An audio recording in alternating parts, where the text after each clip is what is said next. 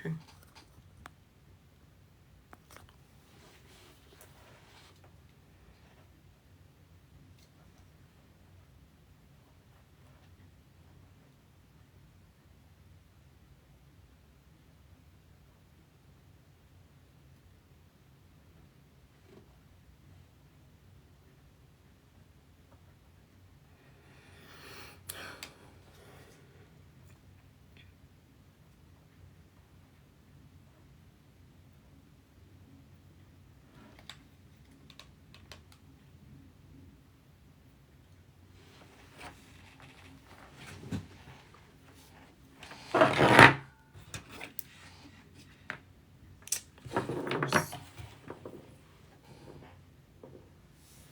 Okay.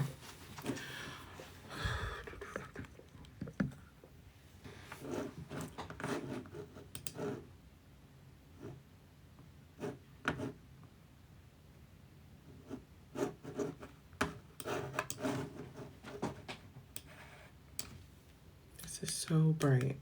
All right.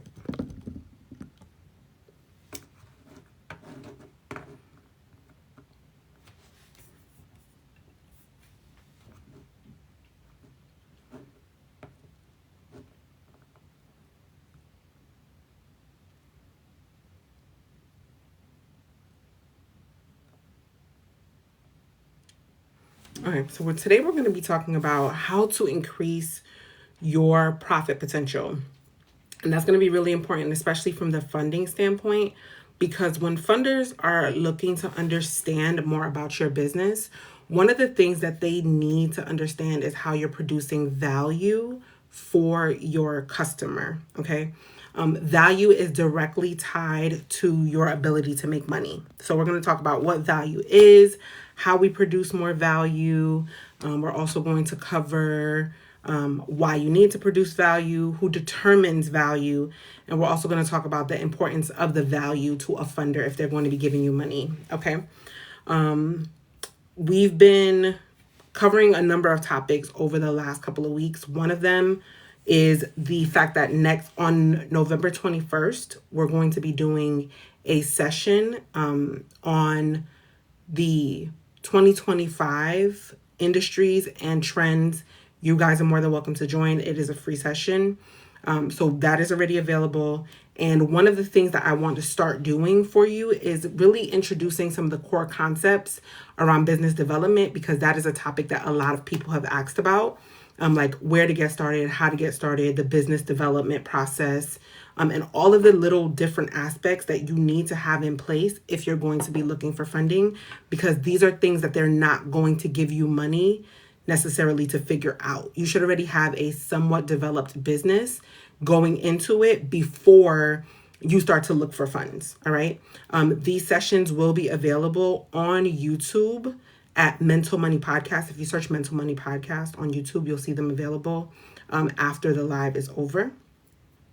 Remember to do all the things, follow, like, subscribe, all of the things when you're over there, right? So that we can keep growing, we can keep getting opportunities to build this platform and add the value to you guys that you need in order to keep your businesses up, okay? Any questions before we get started, before we start talking about value?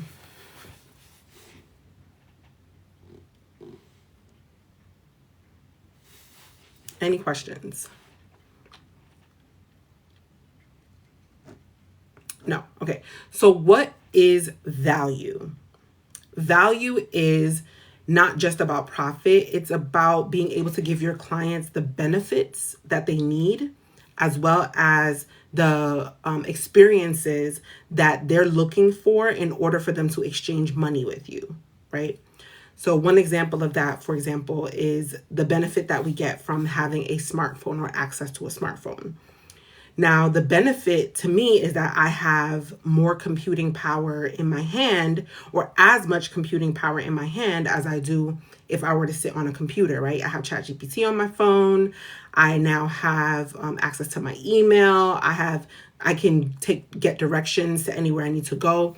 So for those features, for those benefits that I get from using the phone, I'm willing to pay a high price in order to get that phone, right? So that is the benefit to me in exchange for the amount of money that I'm going to spend for it. But now let's say that you have someone who's a little bit older, right? And they don't really have the need for all of those benefits. Is it still valuable to them? No. And we're going to talk a little bit about who determines value. But that's one of the things that you need to look at when you're talking about value from the exchange of money from you and your customer. Is it something that they're going to actually benefit from, right? Remember, businesses are not about us and what we want. It is about what we are going to give in service to our customers, typically a problem that we're solving. And then in exchange, you're giving us money for it, right? So just a little bit of a framework for what or how we need to understand and perceive value, all right? Now, with that being said, from a funding standpoint, one of the main things that we need to understand when we're talking to funders and we're articulating the value that we share to our customers is the return on investment, okay?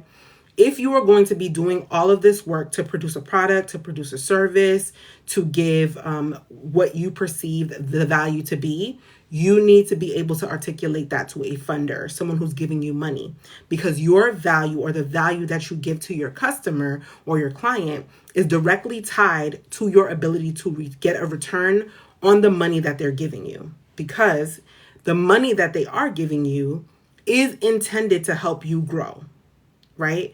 So if you're growing, there's an assumption that money in, money out.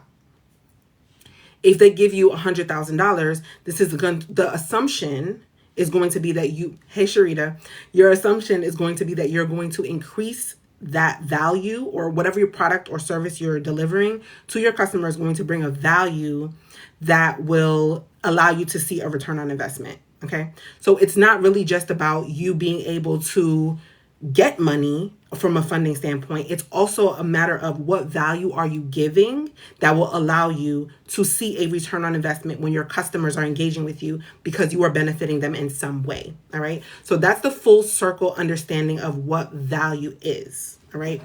Now,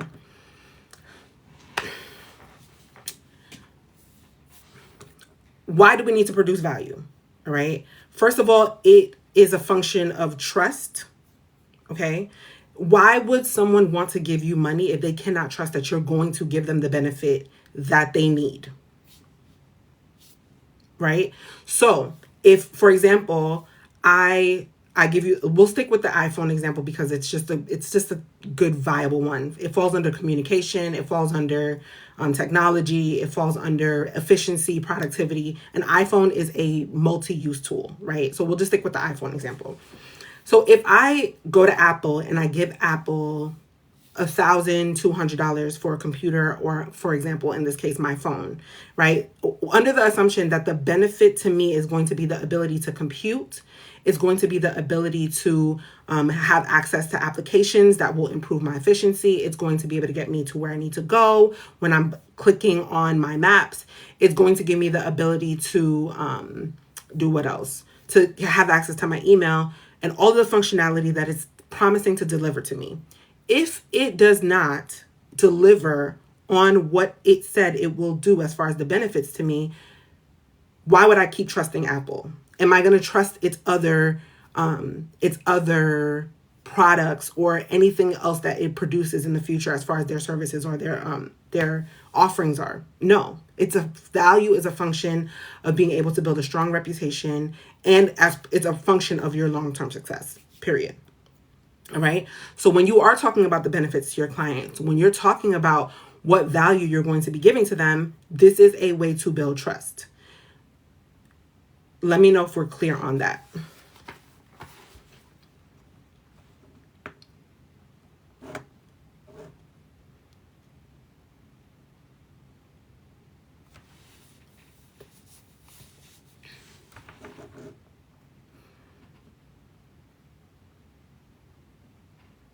Okay, awesome. Now, sustainability, all right, not from like a green standpoint, but from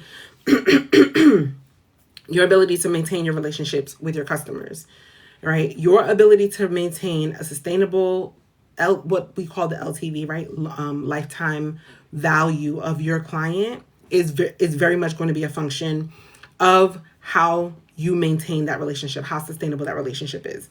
And one of the ways that you can produce value is seemingly, and I'm using the word seemingly because again, we are going to next talk about who determines value, but I kind of gave you a glimpse into understanding how value is determined. But if we are seemingly giving a more value than what the customer is paying for, then that is one way to be sustainable. All right. If someone is benefiting more from if they're getting more than they're giving in exchange for the perceived value of what it is that you're getting, that is how you build sustainability. Okay. That is how you increase the likelihood of your clients coming back. That's how you increase the chances of you having a long-term relationship with your client. All right. That is something that you definitely need to consider when you're looking at value and when you're thinking about value, because it absolutely will determine how long you will have that customer in your door. And from a funding standpoint, they want to be able to see that you're not just a one-trick pony, right? You're not just going to develop like a Snuggie, and then once you get that funding, you're not able to scale or grow. There's no vertical growth. It's only one thing that you're going to be able to produce, and then that's it, right? So with that being said, when you are also thinking about your value and sustainability, you got to think about it. And we're going to talk about this more at the end of December. I have an entire series planned out on more strategy things. But when you're thinking about value, it can't, to the point about not being a one-trick pony, you have to think about all the different ways that you're going to improve your offer or increase your offer or position and package your offer so that it's not just hitting the customer from one standpoint, it's addressing the customer's needs from multiple standpoints. So they're not just deriving one benefit, they're deriving multiple benefits, okay? That is also another key point to sustainability. Now, this is also important. Let's backtrack a little bit. Example that we're giving with the iPhone. I can use the iPhone for a multitude of reasons. It's not just the ability to make a phone call, even though the phone is the operative word in that product's name, right? It is an iPhone, but I have multiple uses for that iPhone. I can play games on it. I can use it to get to where I'm going. I can call on it. I can text on it. So there's not only one form of communication, there's multiple forms of communication, right? And then it's also given preferential treatment to people who also share the same phone as me. Example, someone has an iPhone, you get iMessage, you get other features that you can play games with them, right? You can also have applications on the phone that allow you to increase productivity or efficiency throughout your day. Reminders, you can put a grocery list, you can make notes. So this is one example of sustainability because Apple realized, okay, we're building a phone, but we also need to build in a way where we're also creating multiple ways for this one thing to continue to produce value for my customer. Okay, so that is some way that you can look at connecting your growth to your value and your ability to maintain sustainability. It's about how the customer benefits and making sure that they're continuing to get benefits across the board. All right. There was a point I wanted to make and I'm kind of drawing a blank on it, but another thing about Apple that they really, and I'm going to stick with this Apple example now that I think about it more and more, because they really mastered the art of value across the board. One thing that they also do value-wise is that they are sustainable in making sure that they maintain a relationship with their customers by making it very easy. Like ease of use is great with the Apple products and the interface. We are able to connect, like for example, I have all Apple products. My laptop connects to my iMac. It connects to my phone. I can AirDrop between all of them, right? It connects to my watch. Like I have everything is all interconnected and it makes it very seamless, makes it very easy to use. That is also a sustainability feature because that's something that I value. I no longer have to, go to send myself an email to get a document from my from my Windows computer to now my Mac. I can just AirDrop it, right? That is a functional feature that adds value to me because it's convenient, right? So that's another way that you can add value, by just making it easy, making it seamless. That will improve on your sustainability as well. Any questions about that before we move on?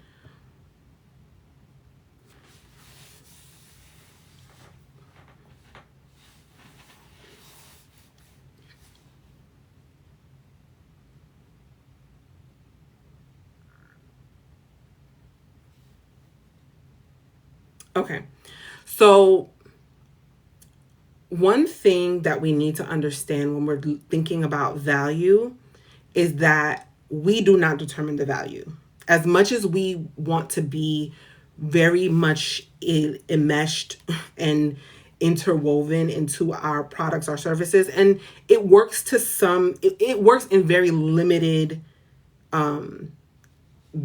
spaces, right? Very limited industries can get away with having the product owner or the product producer be very closely woven to and add the value that it needs to produce for the customer or whoever's paying, right?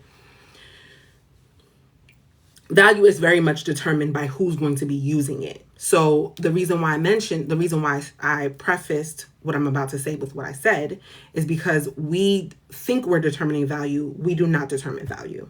We do not, unfortunately. The market determines value. The customer determines value. Who's going to be using it determines value. The funder, if someone's going to fund you, they will determine the value of it. Okay. So now this concept is really, really, really important. And I'm going to stay on this for a while. And I'm going to drive this point home really deeply, because I do not want you guys to miss the mark on this. And I think this is where a lot of businesses fail, where they mess up, and where they don't realize they are not meeting their profit potential because they're looking at value in the wrong sense. Okay. Now, point number one, let's talk about it from a customer standpoint. You are the one that is producing the product. The customer is the one that's buying it.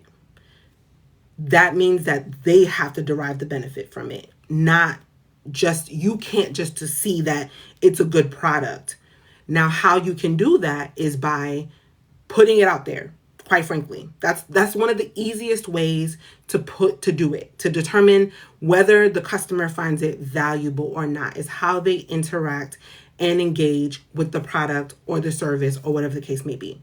And then not only that, well, we're going to talk about feedback next, but definitely watching how they interact with them and collecting a multitude of data points. All right. If your product or service did not, and you have to determine, I'm going to get to a couple of points. Now my brain is like kind of scattered. If it did not do well how you think it was supposed to do, as far as like maybe engagement, or it could be sales, whatever your metrics are for determining success or value, then you need to determine whether or not, when you're going to stop trying to test for the value. Like, okay, we launched this product. This is how it performed on day one. But how many days are you going to put this product out before you determine it's not valuable? So one, you need to kind of determine that stopping point. But two, you also need to determine what metrics you're going to use to determine value or not. All right. So if you're talking to a customer, you should be talking to your customers. If you're talking to a customer and you're saying, or even if you haven't gotten to the point where, is the engagement where you want it to be? What analytics, what data are you using to track this? And you should be tracking data across everything. I kind of talked about that as a prediction for 2025, and we're going to talk about it more in detail on November 21st, 8 p.m. Central Time. It is a free workshop. It is pretty much the only free workshop I do during the year. We're going to be talking about it from the point of data, because data is valuable. Information is very valuable, right? Your data is how you know whether someone likes something. It's how you get resold something, how they determine your coupons, right? Whenever you get a coupon after you purchase something, they're using data points from when you signed up for the discount points, right? Like, oh, you get this off if you're a member of the supermarket. But they're really tracking what you're spending. They're tracking what you're buying. They're looking at all of the things that they can offer you to come back into the store and make more purchases. All of that is data, all right? So if you don't have metrics that you're looking at in order to determine, hey, is this valuable to my customer or not? How do you know that you're actually producing the value that you think you're producing? And funders are going to start looking at this now. What data points are you collecting? How do you know that this is viable? How do you know that your customers are actually going to buy this, right? Because we do not save drowning businesses. The premise is if your business already isn't working, pouring more money into something that's not working is not wise, right? So if you're looking for funding now, you have to determine what value you are giving to your customer that will drive them to give you money. And then you have to determine what that value is that's actually going to give them that money. And if you're testing it, putting it out there is the easiest, simplest, fastest way to do it. Because if they're not engaging, if they're not interacting, if they're not buying, that will give you the data you need to pivot. Okay? That will give you the data that you need to know this isn't working. They're not deriving the benefit of it. And then if you determine this is not working, however long it takes for you to get to that point where you've determined this isn't valuable to the client, then the next thing you want to do is ask for feedback. Okay? What is valuable to you? How do we know? Or what are the benefits that you want or that you need that you're not getting? All right. Those are certain things that you need to be asking about. That feedback is going to be absolutely invaluable. Okay. One of the tricks that I tell my clients, and this is not really like super niche value that I'm going to be giving you, but it's definitely something to consider. If you're going to produce a product, especially like a consumer good that you can see feedback and reviews online, look at the negative reviews. See what people are primarily complaining about.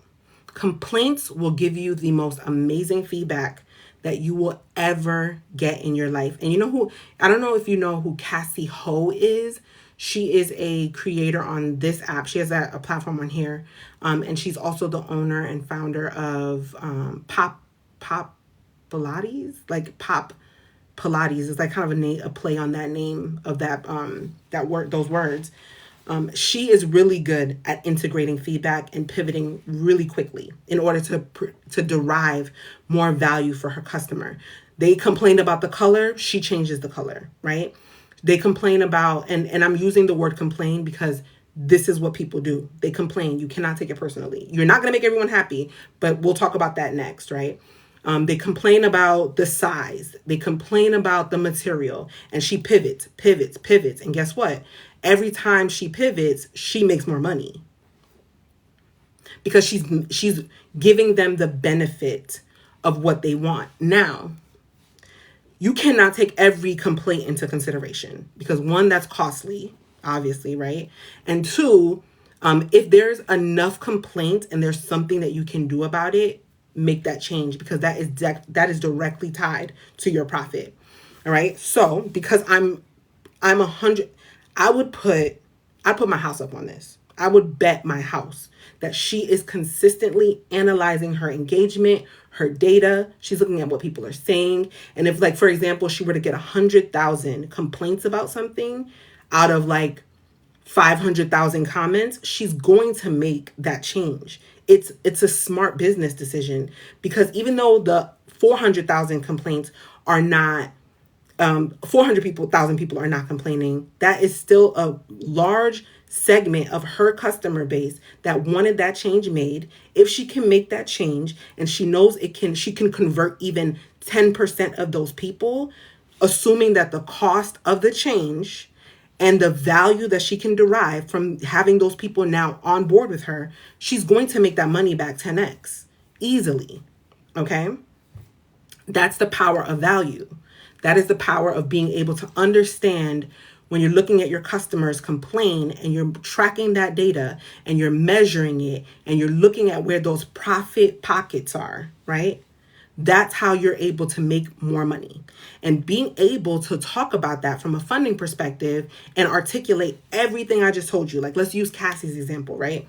If she's looking for funding and she's saying, hey, I need $10,000 to rework this product because I know that infusing this $10,000 into my business could lead to a possible 10% conversion in sales because this many people are asking about this change out of this many people, and this 10,000 could lead me to 100,000. That is a great return on investment. And that's something that we talked about at the top of the live.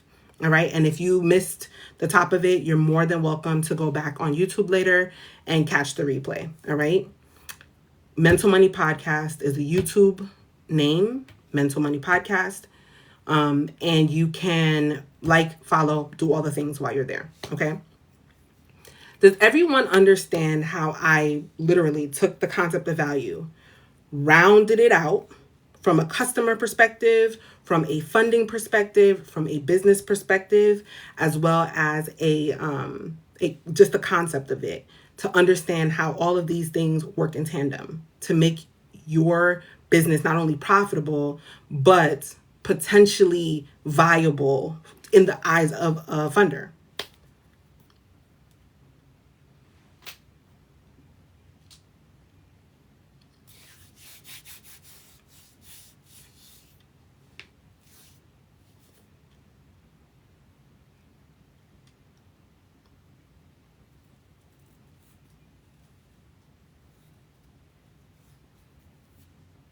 Okay, awesome.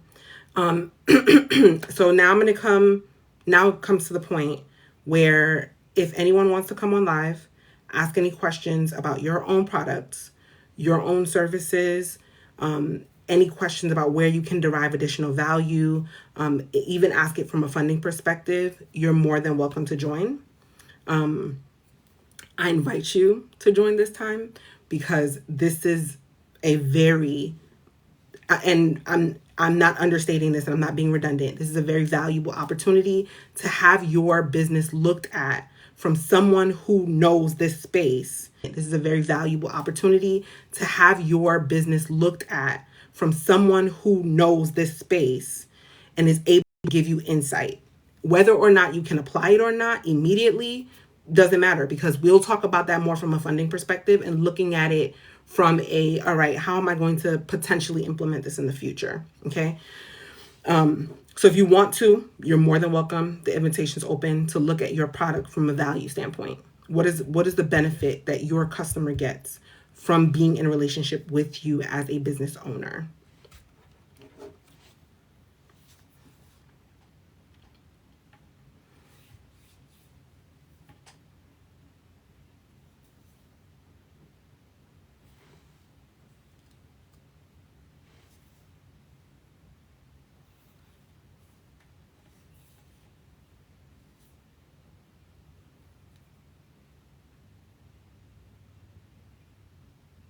Sharita says, I'm holding steadfast to my business despite.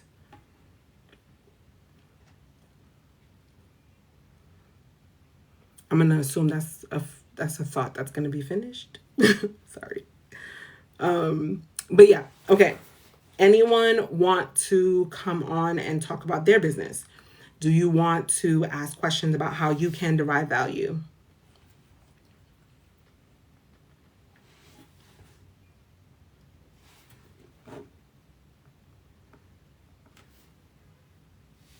Okay.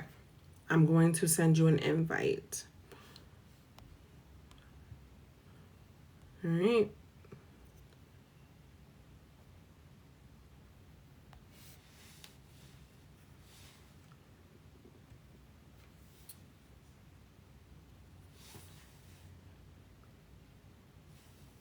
I don't know if you got the invitation.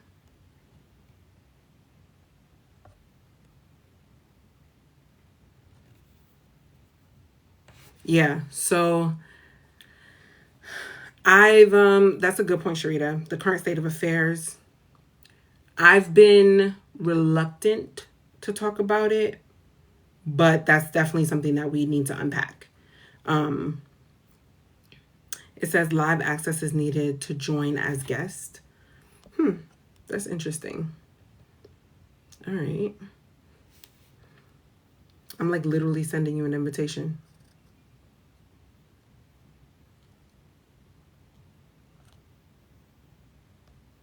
Okay. Let me see if it's something I need to do.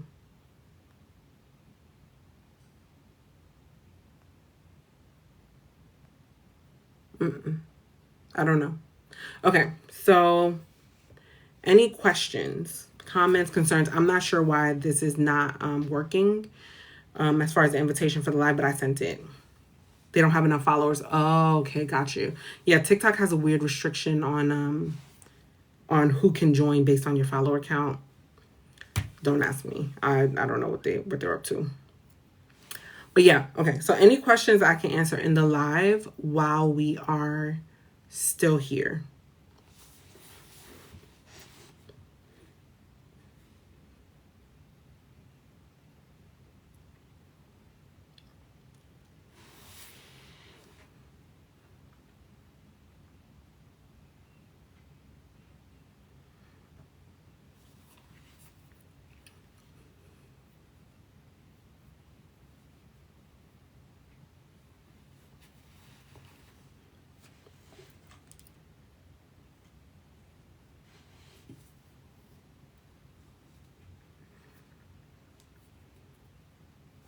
Okay. I'm going to presume that that's a no. And I'm going to go.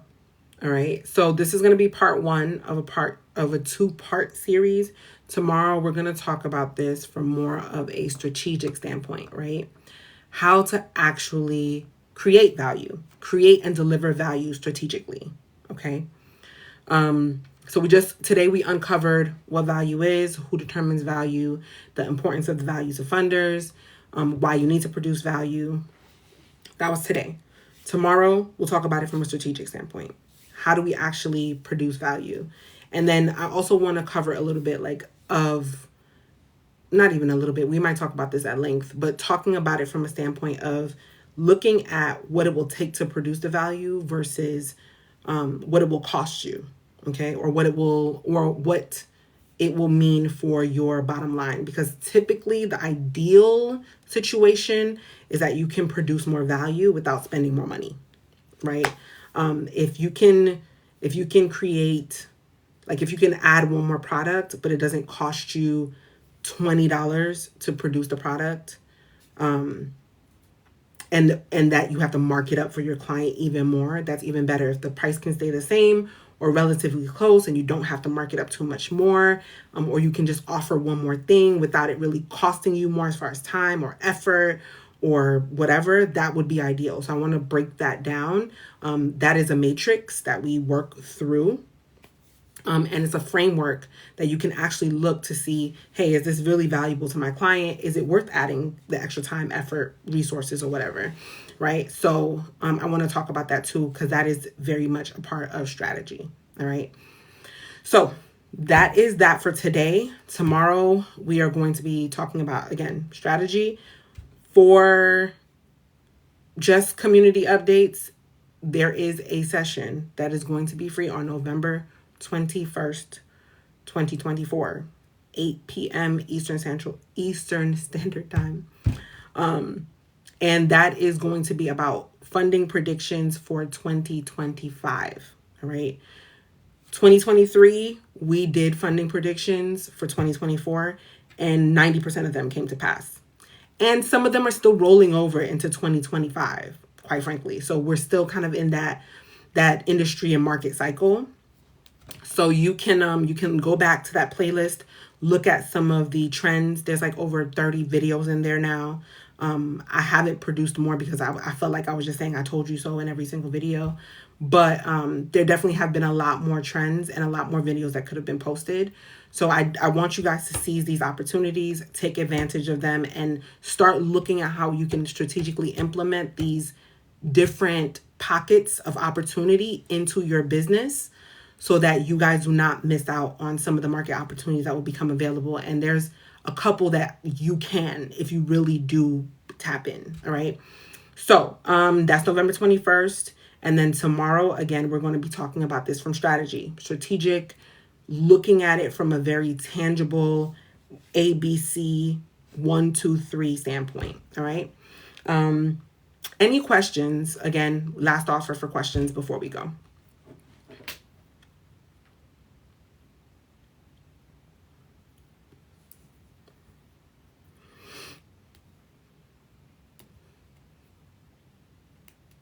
All right. This will be up on YouTube by tonight. Be sure to like and subscribe when you make your way over there, and I will see you guys tomorrow. Have a good day.